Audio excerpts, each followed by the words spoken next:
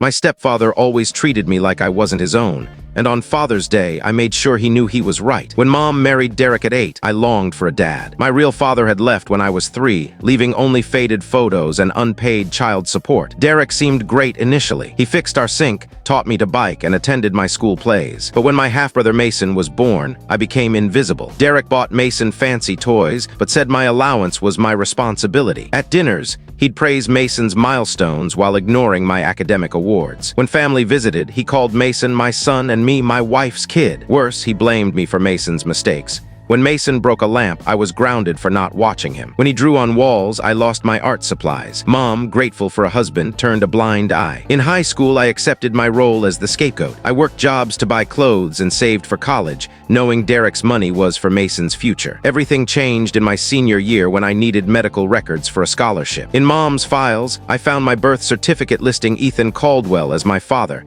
not unknown, as I'd been told. An online search showed Ethan, a successful architect 2 hours away with my same eyes and messy hair. I called him nervous. "Ethan Caldwell," he answered. "Hi," I said. "I think you're my dad. I've been searching for you for 15 years, he replied. We met at a cafe. Ethan explained Mom had vanished during his National Guard deployment. He'd hired investigators, but she'd hidden well. "I sent child support to a state account, hoping it reached you," he said, showing me records. Mom and Derek had been cashing those checks. Ethan was kind, accomplished, and cared about my life. He'd saved a college fund for me, enough for any university. I kept our bond secret, planning my revenge. Ethan helped me gather proof of the stolen child support, every check, forged signature, and lie. On Father's Day, Derek expected his usual celebration. Mason had made a clay bowl and Mom cooked his favorite meal.